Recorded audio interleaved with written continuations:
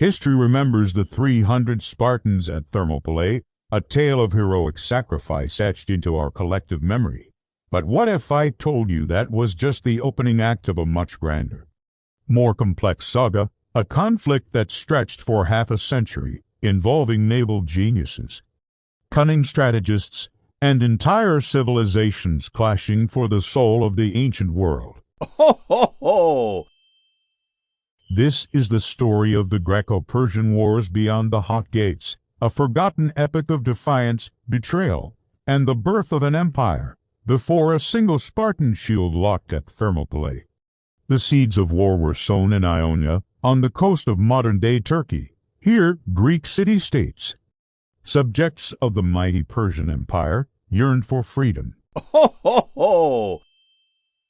The Ionian revolt was a desperate gamble, a plea for help answered only by Athens and Eretria.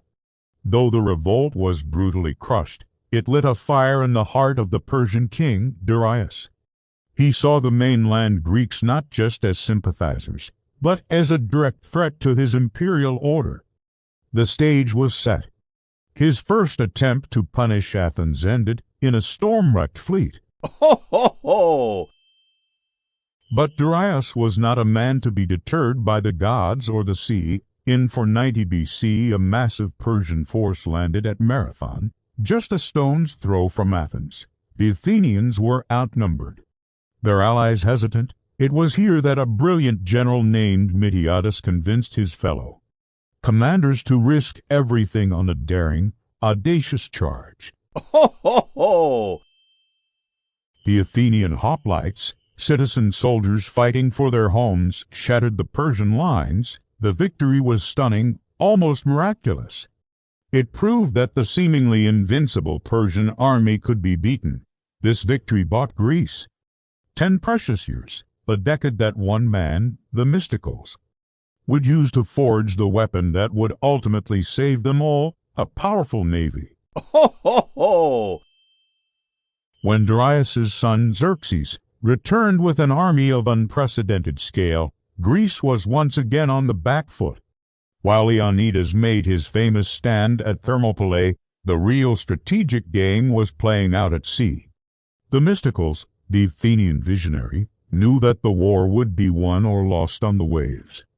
He lured the massive, unwieldy Persian fleet into the narrow straits of Salamis. Ho, ho, ho! In the cramped waters, the superior numbers of the Persians became a disadvantage. The smaller, more agile Greek triremes, powered by free men rowing for their liberty, rammed and sank ship after ship. Salamis was a catastrophe for Xerxes, a naval Thermopylae that crippled his invasion and forced him to retreat. Ho, ho, ho! Even with Xerxes gone, a huge Persian army remained in Greece under the general Mardonius. The final, decisive land battle was not fought by 300 Spartans, but by the largest Greek allied army ever assembled, at a place called Plataea, under the command of the Spartan Pausanias. The Greeks fought with a desperate resolve, finally crushing the last remnants of the invading force. Ho, ho, ho!